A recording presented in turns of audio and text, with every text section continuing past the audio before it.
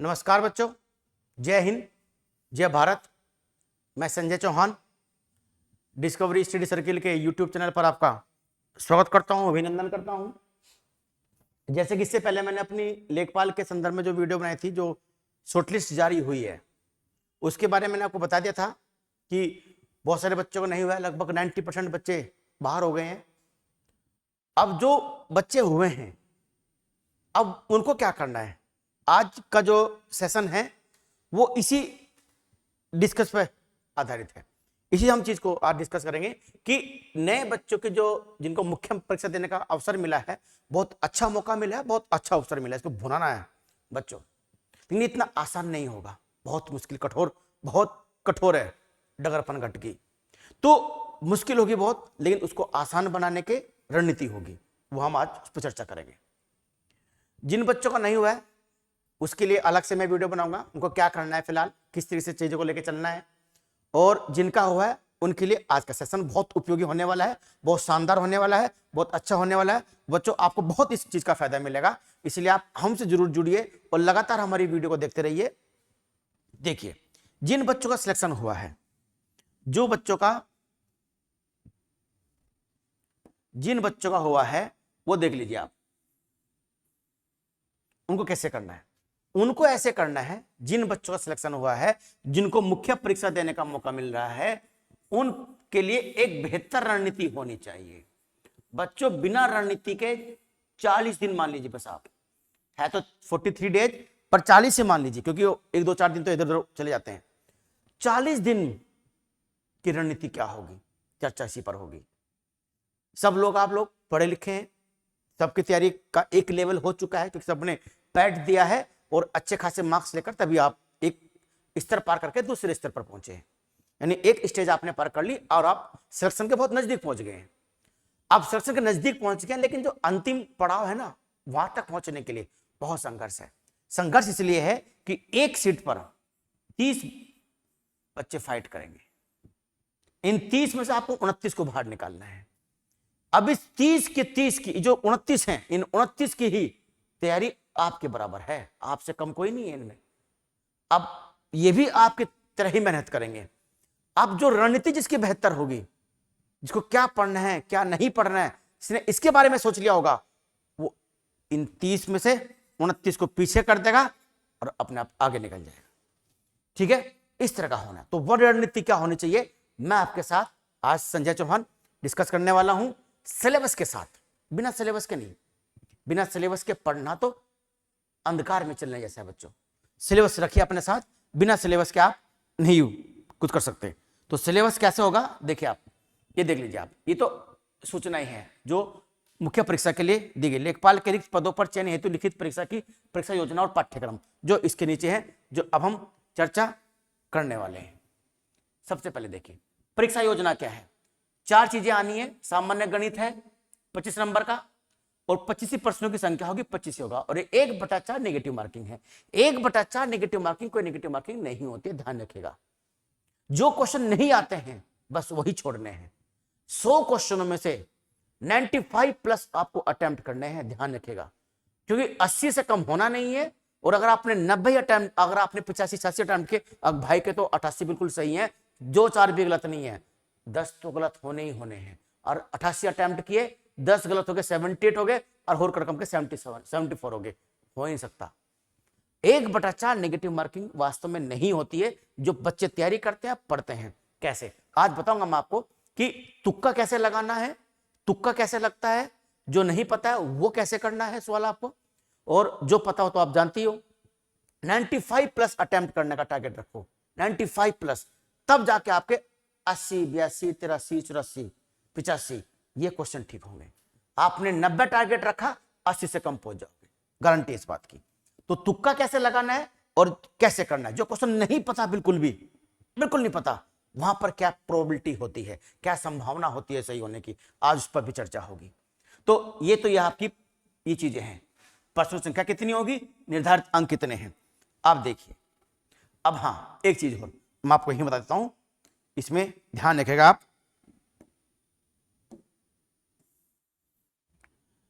जो ये निर्धारित अंक हैं सबके,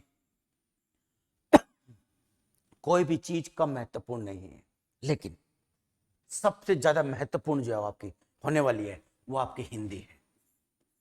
क्या है? हिंदी। 25 में से 25 सही करने का टारगेट रखिए। 25 में से 25, 25, अबाउट 25। इससे कम नहीं होगा किसी भी कीमत पर, इतना टारगेट रखेगा बस, क्योंकि यही है ऐसा जो सिलेबस भी तय है, और कहां से क्या आना है ये भी पता है, और कैसे क्वेश्चन आते हैं ये भी पता है, और कैसे हल करना है ये भी पता है। तो 25 का टारगेट रखिए। 23, 24, 25, बस यही 23 से कम पे नहीं। अगर 23 से कम गिरे तो जान लीजिए बाहर हो गए। हमारे ऐसे बच्चे हैं जिन्होंने यूपीएसआई में 40 में से 38, 39, 37 से ऊपर स्कोर किया, बहुत सारे बच्चों ने, क्योंकि हम पढ़ते इस तरीके से हैं। तो 25 में 25 आपको यहां टारगेट होना चाहिए। अब इस 25 में सोप हो सकता है कि 23 से लेकर बस आप 25 तक रखो, 23 हो, 24 हो, 25 हो। जो आपका ये गणित है, मैथ है, जब आपने पैट की तैयारी करी तो आपने मैथ की भी तैयारी करी, ऐसी तो है नहीं, आपका मैथ भी स्ट्रांग होगा। लेकिन और मैथ ऐसी चीज होता है जो तय है कि परसेंटेज में क्वेश्चन आना है तो आना है, लाभ हानि में से आना है तो आना है, क्वेश्चन जहां से आना है उसमें तय है। तो इसमें भी अपना टारगेट कम से कम आप 20 का तो रखिएगा ही, 20 से कम पे नहीं काम चलेगा, ध्यान रखिएगा। उसके बाद सामान्य ज्ञान। ये सामान्य ज्ञान भाई साहब तो ऐसे हैं, ठीक ना, कितने पढ़ लो उतना ही कम है।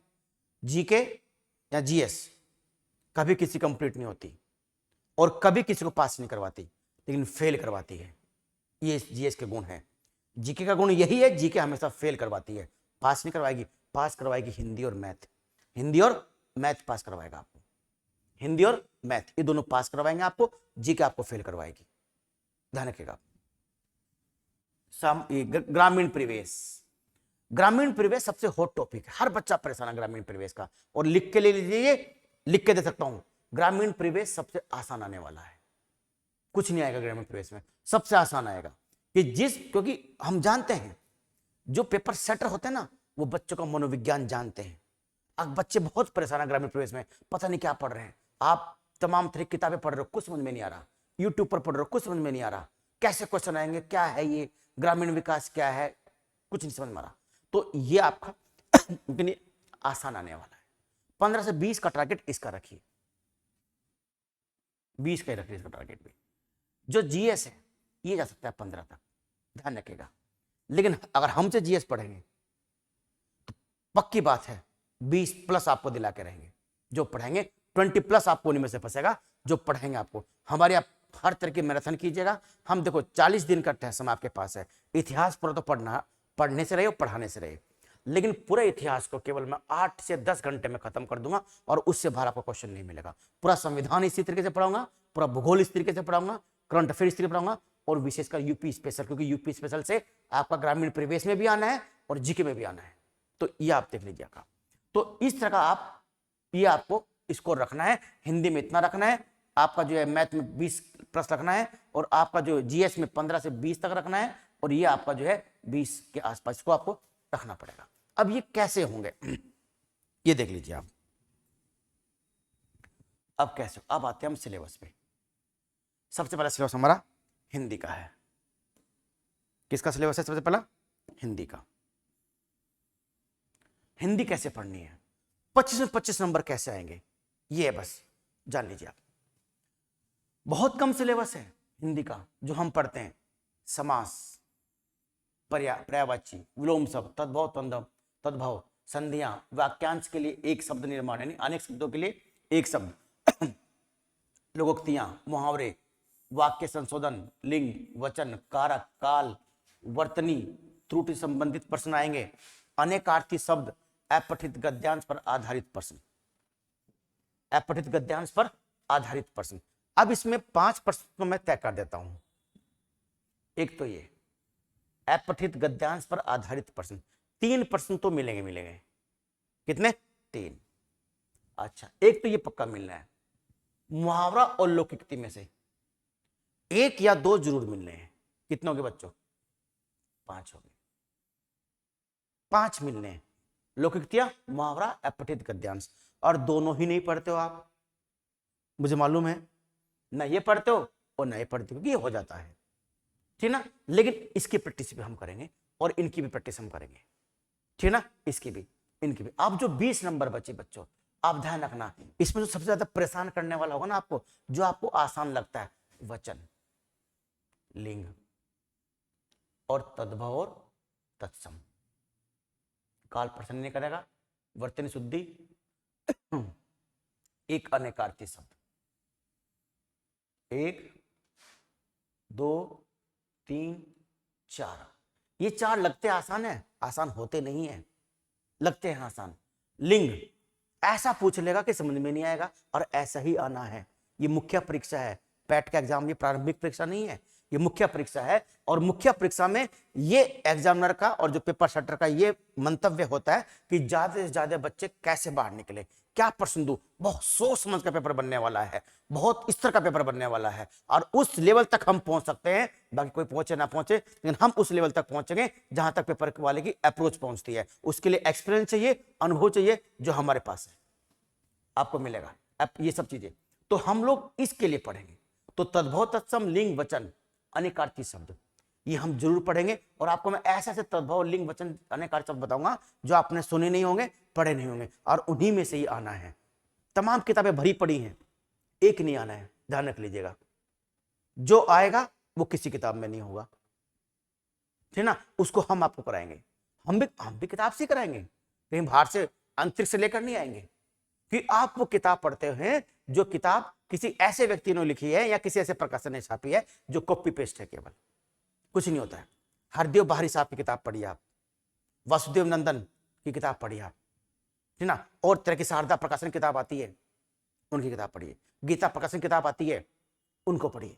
तो वो किताब आपको नहीं पढ़ना है, हमें पढ़ना है। हम पढ़ने के बाद आपको पढ़ाएंगे, क्योंकि ये जिम्मेदारी हमारी है आपको पढ़ाने की। आप अगर शारदा पब्लिक की किताब पढ़ोगे या हरदेव बारी जी की किताब पढ़ोगे, तो वो तो आप पढ़ते रह जाओगे हिंदी एक क्वेश्चन के लिए। वो हम पढ़ेंगे कि हमको मालूम है कि वहां, क्योंकि अध्यापक का ये गुण होता है, उसकी निगाह, उसकी पेंसिल वहीं रुकती है जहां गलती होती है। यहां जहां कोई महत्वपूर्ण तथ्य छुपा होता है, यहां जहां कोई महत्वपूर्ण अवधारणा छिपी होती है, वहीं अध्यापक की नजर जाती है। तो वो हम आपको पढ़ाएंगे, आपको उसकी चिंता करने की आवश्यकता नहीं है। स्तर वाली किताबें पढ़ाएंगे, जो स्तरीय बुक है, जो बड़ी किताबें हैं, उनसे आपको हम पढ़ाते हैं। मैं एक दिन दिखा भी दूंगा आपको कि मेरे पास लगभग 35 किताबें हिंदी की हैं, 35 किताबें हिंदी की हैं केवल। और वो किताबें कोई ऐसे नहीं है छोटे मोटे प्रकाशन की किताबें होंगी, अकलिया उठा के कॉपी से नहीं, पीडीएफ बनाया, पीपीटी बनाया, छाप के चल भाई किताब होगी, नहीं।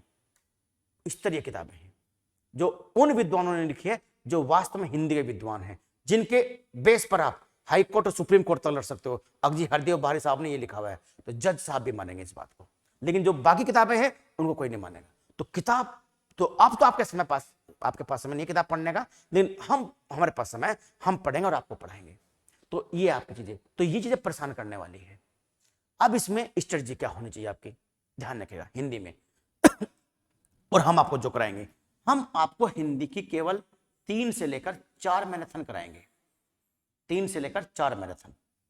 अब वो हिंदी की मैराथन ऐसी होगी बच्चों, पेपर देने के बाद जब आप निकलोगे बाहर, 100% आप कमेंट्स करोगे कि सर जो आपने पढ़ाया था उसी में से आया है। कैसे? देखिए, समास सबसे आसान टॉपिक होता है, समास कुछ नहीं होता समास में, लेकिन समास को हार्ड करके पूछेगा। वो ऐसे नहीं पूछेगा अग्निलकंठ में समास कौन सा है बताइएगा, नहीं पूछेगा कभी, ठीक ना। या त्रिदेव में समास कौन सा है, दशानन में समास कौन सा है, सब जानते हैं, कभी नहीं पूछेगा, ठीक है। त्रिनेत्र में समास कौन सा है, कभी नहीं पूछेगा। क्यों? तो क्यों पढ़ना इनको फिर त्रिनेत्र दशानन को, क्यों पढ़ना नीलकंठ को? जो इंपोर्टेंट है उनको पढ़िए, वो हम बताएंगे क्या खास चीजें होती है, जो समास में ना आंखें खुल जाएगी जब हम समास पढ़ेंगे। तो समास, मान लीजिए आप समास की हर एक व्याकरण, ध्यान रखिए, व्याकरण आपके इसमें व्याकरण टॉपिक नहीं है, व्याकरण टॉपिक नहीं है, वर्णमाला टॉपिक नहीं है आपके इसमें, लेकिन वर्णमाला को एक बार देख जरूर लीजिएगा। जब तक वर्ण समझ में नहीं आएंगे संध्या समझ में नहीं आएगी, संध्या समझ में नहीं आएगी, समझ, ध्यान रखिएगा आप। तो वो पढ़ेंगे, लेकिन एक बार सर से निगाह से देख लीजिए, लेकिन जोर इन्हीं पर देना है। इनमें सबसे ज्यादा जोर मैंने आपको जो बताया है, एक तो ये लोकोक्तियां, मुहावरे, तद्भव समास, लिंग वचन, और आपका अनेकार्थी शब्द, ये बहुत इंपॉर्टेंट होता है।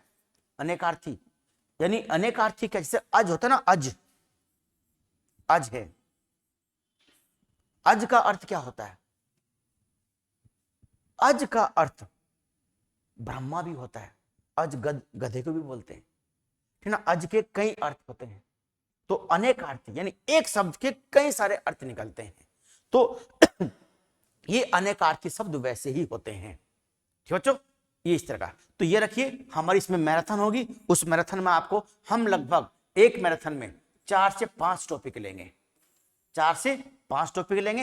इन्हीं के साथ साथ मैं आपको प्रैक्टिस भी कराऊंगा, क्वेश्चन भी कराऊंगा और कंसेप्ट भी कराऊंगा। कंसेप्ट क्लियर कीजिए, इतने आसान प्रैक्टिस करवाते हैं, मैंने देखा लोग बाग इतनी आसान। दशानन में समास कौन सा बच्चों? अरे दशानन आने का ही नहीं। नीलकंठ में समास कौन सा? पीतांबर में समास कौन सा? आने का ही नहीं पीतांबर, तो फिर क्या आएगा? आएगा, बिल्कुल आएगा, बताऊंगा कौन सा आएगा, लेकिन मैराथन में बताऊंगा, अभी नहीं बताऊंगा, ठीक है ना। ये देखिए आप, संधि आसान आती है, लेकिन संधि भी ऐसे आने वाली है, संधि भी ऐसे आने वाली है जो सोचा नहीं होगा। तो फिलहाल ये जो मैराथन है इस पर ध्यान दीजिएगा आप, ठीक ना। एक में हम लगभग 5 टॉपिक तय कर लेंगे, 4 से 5 टॉपिक एक मैराथन में, और 4 मैराथन में हमारे सारे टॉपिक कवर हो जाएंगे। उसके अलावा आपको हिंदी में कुछ पढ़ने की आवश्यकता नहीं होगी। एक किताब पढ़नी पड़ेगी, वो मैं आपको बताऊंगा कौन सी पढ़नी है, ठीक ना। तो हिंदी का तो ये होगा। अब देखिए आप गणित ले लीजिए। गणित में ध्यान रखिएगा बच्चों,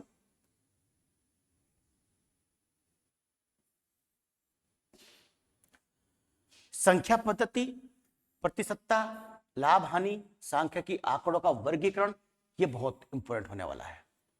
पैट में बहुत बच्चों ने गलती करी थी इसमें से।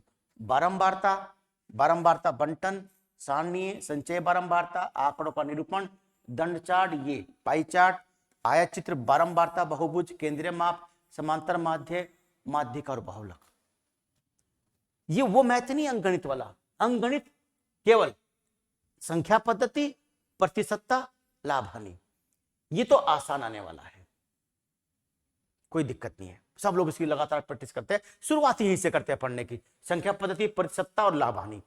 जो बाकी टॉपिक है, एक तो ये टॉपिक याद रखेगा नंबर 1, और नंबर 2 टॉपिक ये याद रखेगा। ये 2 टॉपिक परेशान करेंगे आपको। ये पैट में भी बच्चों को बहुत परेशान किया, और यहां भी, कि इन दोनों में एग्जामिनर के पास हार्ड से हार्ड क्वेश्चन देने का चांस होता है। इन 3 में ज्यादा हार्ड क्वेश्चन नहीं आएंगे, आसान क्वेश्चन आएंगे। कंसेप्ट क्लियर है तो तीनों कर लोगे। इसमें आप इस पर ध्यान दीजिए, आंकड़ों का वर्गीकरण पर ध्यान दीजिए, और आंकड़ों के निरूपण पर ध्यान दीजिए। बारंबारता, जैसे बारंबारता है, बारंबारता बंटन है, इजी आएंगे, पर कैलकुलेशन हार्ड आएगी इनकी।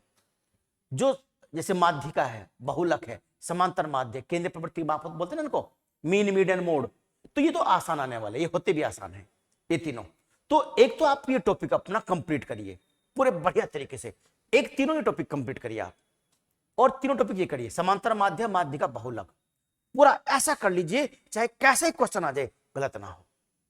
6 टॉपिक तय कर लीजिए, इन 6 में से आपको कम से कम 8 से 9 क्वेश्चन फंस जाएंगे। इन 6 में से देख लीजिए, आपको 8 से 9 क्वेश्चन फंसेंगे आपके इन 6 में से। अब जो ये बारंबारता बंटन है, ये जो जैसे आंकड़ों का निरूपण है, कम से कम 3-3 क्वेश्चन इनसे आने हैं बच्चों, ठीक ना। तो रणनीति ये कि इन तीनों को तो 6 को तो मजबूत करना है। 8 से 9 10 भी आ सकते हैं, 6 के 6 से, ध्यान रखिएगा। तो आधे क्वेश्चन तो लगभग इन्हीं से आ जाएंगे। बाकी जो बट गया आपका बारंबारता, बहुभुज, आयत चित्र, दंड चार्ट, पाई चार्ट, ये सब पे इन्हीं पे डिपेंड करता है। प्रतिशत अगर ये आपका स्ट्रॉन्ग है, परसेंटेज स्ट्रॉन्ग है आपका, इससे सबसे ज्यादा स्ट्रॉन्ग होना चाहिए हर विद्यार्थी मैथ के लिए। अगर ये स्ट्रॉन्ग है तो आपके लिए कुछ भी मैथ हार्ड नहीं है। तो ये ध्यान रखें बच्चों, मैथ की क्लास हम लगातार चलाएंगे और इन्हीं चीजों पर चलाएंगे। हम शुरुआत ही इन्हीं से करते हैं। हम शुरुआत, हालांकि बच्चे जैसे करेंगे वैसे शुरुआत करेंगे, इससे कर सकते हैं, क्योंकि ये तो सब आपका क्लियर होता ही है, पहले से पढ़ते आ रहा। ये चीजें नहीं है, ये कम पढ़ते हैं, तो कम पढ़ते हैं, यही ज्यादा पढ़ना है इस बार, तभी तो लेखपाल बनेंगे, ठीक ना। चलिए, एक तो ये हो गया आपका। अब जो रणनीति है हमारी, बीज गणित देखिए आप, बीज गणित, ये बीज गणित है। लघुत्तम समाप्त पढ़ते हैं, महत्तम, संबंध, युगपत समीकरण, द्विघात समीकरण, गुणन, क्षेत्रफल, प्रयोग, ये भी देखिए बहुत इंपॉर्टेंट है बच्चों मैथ में, ठीक है। त्रिभुज है, रेखा गणित है, ये सब पाइथागोरस प्रमेय, त्रिभुज, आयत, वर्ग, उसमें चतुर्भुज, क्षेत्रफल, परिमाप, बहुत लंबा थोड़ा सिलेबस है मैथ का, इतना आसान नहीं है, ठीक ना। तो जैसे मैंने वहां बताया ना आपको, एक तो वो पक्का पक्का तैयार कर लीजिए आप क्वेश्चन, बाकी HCF LCF क्वेश्चन एक ही आएगा, बस ज्यादा आने का नहीं, कितने पढ़ लीजिए, एक आएगा। उनसे संबंध, युगपत समीकरण एक क्वेश्चन आ सकता है, द्विघात समीकरण, गुणनखंड और क्षेत्रफल प्रमेय, ये इजी होते हैं, आप 9th से पढ़ते आ रहे हैं इसको, ठीक ना। रेखा गणित, त्रिभुज संबंधी, पाइथागोरस, आयत वर्ग, इन सबका, चतुर्भुज, इनकी परिधि, क्षेत्रफल और परिमाप, सीधे सीधे फॉर्मूले के, ये सीधे फॉर्मूले याद हो आपसे अपने आप हो जाएंगे, लेकिन प्रैक्टिस करिए। अब कितना घंटा क्या पढ़ना है ये बताऊंगा आपको थोड़ी देर में भी। अब आ जाइए, देखिए ये है असली वाले भाई साहब, तो असली चीज तो यही है, सामान्य ज्ञान भर दिया पूरा बोर्ड, कहां से कहां देखे, ये देखिए कहां तक भरा पड़ा है, इसके नीचे भी है क्या, नहीं इसके नीचे नहीं है, देखिए पूरा बोर्ड भर दिया है, और आए कितने का, 25 नंबर का आएगा। रणनीति क्या होनी चाहिए, रणनीति ये होनी चाहिए कि सामान्य ज्ञान दे दिया, बस सामान्य ज्ञान। अबे सामान्य ज्ञान तो फिजिक्स, केमिस्ट्री, बायो पूरा पढ़ेंगे क्या, राष्ट्रीय अंतरराष्ट्रीय महत्व की समसामयिक घटनाएं, भारत का इतिहास, भारतीय राष्ट्रीय आंदोलन, भारतीय राज्य व्यवस्था, अर्थव्यवस्था, विश्व का भूगोल, जनसंख्या, सामान्य विज्ञान के प्रश्न, दैनिक अनुभव तथा परीक्षण संबंधित विषय विज्ञान के सामान्य प्रबोधन और जानकारी हो, जिसकी किसी भी सुशिक्षित व्यक्ति से अपेक्षा की जा सकती है जिसने किसी वैज्ञानिक विषय का अध्ययन नहीं किया है। फिर इतिहास के अंतर्गत आर्थिक, सामाजिक, सांस्कृतिक, राजनीतिक पक्षों की व्यापक जानकारी ध्यान देना होगा। भारतीय राष्ट्रीय आंदोलन, ठीक, स्वतंत्रता संग्राम, राष्ट्रवाद का अभ्युदय, स्वतंत्रता प्राप्ति के बारे में सामान्य ज्ञान अपेक्षित है। भारतीय राज्य व्यवस्था, अर्थव्यवस्था के अंतर्गत भारतीय व्यवस्था, भारतीय संविधान, भारत की अर्थव्यवस्था, नियोजन, व्यापक लक्षण सब, विश्व का भूगोल, जनसंख्या, बाप रे बाप। अब जीएस का सिलेबस खुला नहीं होता, एक महासागर है, प्रशांत महासागर से भी बड़ा महासागर ये है।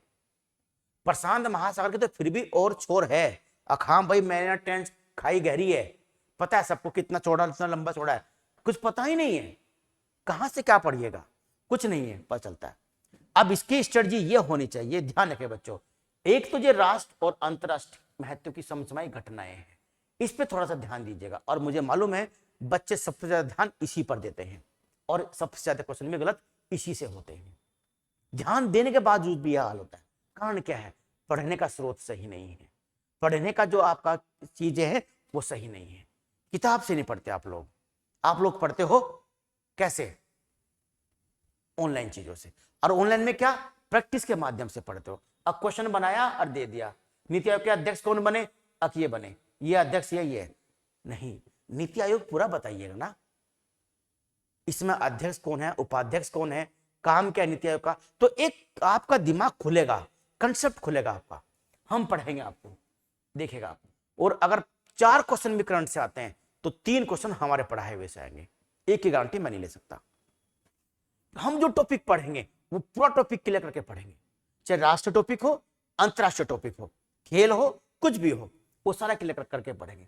तो ये आप थोड़ा सा इसमें से उम्मीद है कि 2-3 क्वेश्चन इसमें से, 4 क्वेश्चन इसमें से आ सकते हैं।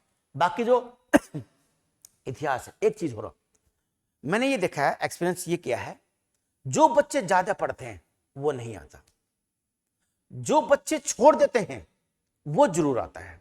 क्वेश्चन वहां से जरूर बनता है जो बच्चे छोड़ते हैं, कि पता है एग्जामिनर को उसके पास हर चीज की जानकारी होती है, ऐसा नहीं होता है, ठीक ना, उनके पास बहुत बड़ी जानकारी होती है।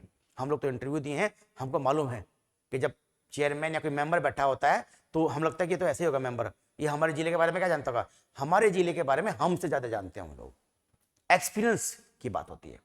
तो इसमें इसकी स्ट्रेटजी इस तरह की होनी चाहिए, जीके पढ़ने की, समय नहीं है किताबें पढ़ने का, समय नहीं है कुछ चीजें, नई चीजें सीखने का, समय केवल ये है घर बैठे तैयारी कीजिए, लाइब्रेरी में बैठ के तैयारी कीजिए, और जो हम मैराथन बनाएंगे, इतिहास की बनाऊंगा, भूगोल की बनाऊंगा, विज्ञान की बनाऊंगा, उन मैराथन को आप जरूर करिएगा। मेरा टारगेट यही है कि पूरे इतिहास का जो है, क्योंकि इतिहास बहुत लंबा चौड़ा है, 1-2 क्वेश्चन आना है पूरे इतिहास से, तो इतिहास से 1-2 क्वेश्चन आना है। अब उस 1-2 कौन सा आ जाए भाई, ये तो किसी को नहीं मालूम होता है, लेकिन उस 1-2 में ये बात पक्का है, जो क्वेश्चन आएगा, जो मैराथन में आपको बताऊंगा, उससे बाहर नहीं आएगा, ये बात तय है। कि ऐसी चीजें पढ़ाऊंगा, वो चीजें नहीं बताऊंगा जो आपको मालूम है, कुछ चीजें तो बताई नहीं पड़ेंगी पर अधिकतर चीजें नहीं बताऊंगा। और 57 का विद्रोह है, भारत का संग्राम है पहला, ठीक ना, कहां शुरू हुआ, कोई जरूरत नहीं है, याद करने की। याद करिएगा स्वतंत्रता संग्राम के बारे में, किसने राष्ट्रीय विद्रोह कहा, किसने प्रथम स्वतंत्रता संग्राम कहा, किसने कौन सी पुस्तक इसके ऊपर लिखी। जिस समय विद्रोह हुआ उस सर सैयद अहमद खां कहां थे, कौन थे सर सैयद अहमद खां। विद्रोह हुआ तो राजधानी परिवर्तन कहां हुआ, कहां राजधानी आई, किसने नेतृत्व कहां किया, किसने दबाया विद्रोह को, इस तरह की चीजें। तो ये है आपको शुरुआत कहां से हुई, कौन पहुंचा, नहीं, इस तरह की चीजें नहीं है, ठीक ना। ये देख लीजिए आप। तो मैराथन बनाएंगे, उस मैराथन से आप पढ़िएगा पूरे को। स्ट्रेटजी ये कि इस पर ध्यान दीजिएगा, थोड़ा सा कुछ इतिहास के पोर्शन ध्यान दीजिएगा, कुछ जो मुझे लगता है आज वर्तमान के दौर में अर्थव्यवस्था कि इसमें इन्होंने खोल भी दिया है, भारत की अर्थव्यवस्था नियोजन व्यापक लक्षणों की जानकारी। और ये आपको ना हेल्प करेगा कहां पर, ग्रामीण परिवेश में। देखिए आप, ये ग्रामीण परिवेश में भी सारी योजनाएं, इसमें योजना से क्वेश्चन पक्के आने हैं, जीएस में भी आना है, ग्रामीण परिवेश में तो आने ही है, सिलेबस में ही है, तो जीएस में भी क्वेश्चन आना है। जो सरकार की नई योजनाएं हैं वो भी 2014 के बाद जो योजनाएं बनी बीजेपी सरकार की, उससे जो पहले योजनाएं है, मनरेगा होगी, ठीक ना, आपका राष्ट्रीय ग्रामीण राष्ट्रीय स्वास्थ्य मिशन हो गया, मनरेगा, और आपका जो जैसे जवाहर स्वरोजगार योजना है, आईआरडीपी कार्यक्रम है, पल्स पोलियो अभियान है, जैसे आप पोलियो अभियान का नाम आपका पल्स पोलियो अभियान है आपका, तो तमाम तरह की चीजें हैं पहली योजनाएं, उनसे भी आना है, तो वहां भी आपको करेगा फायदा और यहां भी फायदा करेगा। संविधान से 1-2 क्वेश्चन पक्का आना है, 3 बन सकते हैं संविधान से, वो हम पूरा पढ़ेंगे, गारंटी आपकी। संविधान, इतिहास, विज्ञान, भूगोल बाहर नहीं आएगा, ठीक ना। बाकी अर्थव्यवस्था नियोजन, ये जो आप वहां पढ़ेंगे ग्रामीण परिवेश में, वो यहां भी काम करेगा। अर्थव्यवस्था के जो पक्ष हैं, अन्य पक्ष हैं, वो आपको मैं वहां भी बताऊंगा और इसमें यहां भी चर्चा करूंगा आपके साथ। चलिए खैर, ग्रामीण समाज आ जाइए। सबसे हॉट चीज, सबसे खराब चीज, सबसे खराब का मतलब ये है कि सबसे ज्यादा परेशान है बच्चे इसको लेकर। अब जी पता नहीं क्या पूछेगा, ग्राम में विकास भारत के संदर्भ में, कंसेप्चुअल, कंसेप्ट क्लियर होना चाहिए बस। फैक्ट क्वेश्चन आने का ही नहीं, फैक्चुअल बनता ही नहीं है, फैक्ट कहां से पूछ लेगा, फैक्ट नहीं बनता है। आइडिया हो दिमाग में, हमारा ग्राम समाज कैसा है, हमारा ग्राम विकास कैसे हुआ, ग्राम क्या होता है, ये दिमाग में एक आइडिया होगा, एक ओवरऑल एक व्यू होगा, उस पर क्वेश्चन बनेगा और वही आपसे होगा। ग्राम में विकास कार्यक्रम फैक्चुअल क्वेश्चन है, फैक्ट बनेंगे, तथ्य है इसमें। ग्राम में विकास योजनाएं और प्रबंधन, ये भी फैक्चुअल है, यहां से क्वेश्चन बनेंगे। ग्राम विकास शोध प्रणाली, ग्राम विकास शोध प्रणाली ओवरव्यू, ओवरऑल कंसेप्चुअल है, कंसेप्ट चीजें हैं, आपको पता होनी चाहिए, फैक्चुअल चीजें नहीं आएंगी, कंसेप्ट आएगा। कंसेप्ट जैसे ये है ऐसे ये है, निरीक्षण करना, अन्वेषण करना, ये सब शोध प्रणाली का हिस्सा होता है। ग्रामीण स्वास्थ्य योजना फैक्चुअल, इससे फैक्ट आएगा। ग्रामीण विकास कार्यक्रम, ग्रामीण सामाजिक विकास, ग्राम में भूमि विकास सुधार, कंसेप्ट पता, भूमि सुधार में लेकर कुछ फैक्चुअल है, भूमि जैसे जमींदारी उन्मूलन अधिनियम है, भूमि सुधार अधिनियम है, कैसे भूमि सुधार हुए, क्या समस्याएं आई, कैसे हस्तबंदी, चकबंदी कैसे हुई, हस्तबंदी कैसे हुई, ठीक ना, इस तरह की चीजें। कुछ फैक्ट है, कुछ कंसेप्ट भी है। त्रिस्तरीय पंचायत व्यवस्था टोटल फैक्चुअल है, क्वेश्चन 100% आना है। केंद्र राज्य सरकारी ग्राम योजनाएं फैक्चुअल, क्वेश्चन आना है। अब इसमें ज्यादा आपको ध्यान कहां देना है, नंबर 1 100% 1-2 क्वेश्चन आना ही आना है। दूसरी जो ये देखो, ये मैं आपको बताऊं, मुझे लगता है कि इन्होंने बार बार सिलेबस रिपीट कर दिया है। ग्राम में विकास कार्यक्रम और ग्रामीण विकास योजनाएं, ग्रामीण स्वास्थ्य योजनाएं, हम सब एक ही में कवर कर लेंगे। जितने स्वास्थ्य हेल्थ की योजनाएं हैं सारी एक साथ, हमारे यहां भी काम चल गया, यहां भी काम चल गया, केंद्र राज्य सरकारी योजनाएं, यहां भी काम चल गया, सारा काम हो नहीं गया इस पढ़ने में। जो आधारभूत ढांचे के विकास की योजना से भारत निर्माण कार्यक्रम था, पक्का क्वेश्चन आना है, ध्यान रखिएगा, लिख के दे रहा हूं। भारत निर्माण कार्यक्रम, भारत निर्माण कार्यक्रम कितने उसमें अवयव थे, किसके लिए क्या था, ये ग्राम में विकास के क्षेत्र जुड़े कार्यक्रम है। जो गांव की आधारभूत ढांचे के विकास की योजनाएं हैं वो हम सब पढ़ लेंगे, केंद्र सरकार की योजनाएं भी और राज्य सरकार की योजनाएं भी, आजादी से लेकर अब तक की।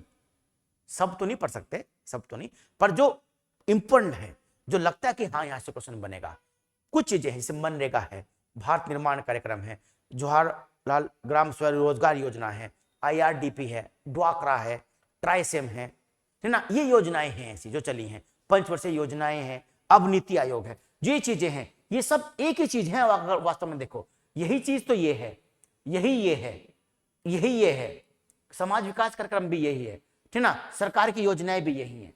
तो एक टॉपिक पढ़ेंगे 3-4 दिन में, 5 दिन में खत्म होगा और आपके 3-4 टॉपिक उससे कवर हो जाएंगे। देख लीजिए आप कितना आसान होगा। 5 दिन पढ़ लेंगे, 8 दिन पढ़ लेंगे। 8 दिन अगर हमने सब चीजें पढ़ ली ना, स्वास्थ्य योजनाएं पढ़ ली, 8 दिन में आपके 3-4 टॉपिक कंप्लीट। ये बचेगा ग्राम विकास बाल संदर्भ में और विकासोद प्रणाली बचेगी। तो विकासोद प्रणाली जो बचेगी इसमें बहुत सारी चीजें आती है शोध प्रणाली में, तो ये अलग से पढ़ेंगे हम लोग। तो रणनीति इस तरह की होनी चाहिए। किताब आपको कोई किताब मार्केट में बताऊं वास्तव में सही नहीं है, लगता ही नहीं, कुछ पढ़ लो, कुछ समझ में नहीं आने का क्या है, अब क्या है इसमें, कुछ पता ही नहीं क्या है। कुछ जो चीजें पढ़ने की वो तो समझ में आ जाएंगी। ग्राम में स्वास्थ्य योजनाएं हैं, हर किताब में दे रखी, कोई दिक्कत नहीं। मेन टॉपिक तो ये है बच्चों, काहे घबरा रहे हो, हमारे साथ रहिएगा ना तो कोई समस्या नहीं आइएगा। जुड़िए हमसे, हमारी वीडियो देखिए। अभी तो हम लोग सिर्फ फ्री पढ़ा रहे हैं केवल यूट्यूब पर। लगभग 15 दिन के बाद हम लोग लेखपाल फ्री पढ़ाएंगे। पैट के लिए हम नया बेंच लॉन्च करेंगे अपने, जो हमारा अपना ऐप है डिस्कवरी शीट्स के नाम से ऐप है हमारा। तो अभी तो ऐप प्रोसेस में चल रहा है, बन रहा है। तो हम उसके माध्यम से अपना पैट का एक नया बैच तो करेंगे 2022 सितंबर के लिए। वो बैच टारगेटेड बैच होगा, बिल्कुल टारगेटेड, और गारंटी होगी 80% जो प्रणाली की कि अगले वाले पैट में 80 से कम अगर आए तो आप समझिए आपको पूरे साल तक कोई एग्जाम देने को नहीं मिलेगा। आप जिसका ये पैट चूक गया, इससे पहले वाला पैट, अब ना तो वो लोअर का एग्जाम दे पा रहा बेचारा, जो मुख्य परीक्षा लोअर की है, ना वो लेखपाल दे पा रहा, ना वो कोई अन्य परीक्षा हो रही है आगे चल के, वो भी नहीं दे पाएगा। तो पैट तो पहली सीढ़ी है और वो 80% में पास करनी है। कैसे करनी है हम बताएंगे। जब तक के लिए जय हिंद, जय भारत।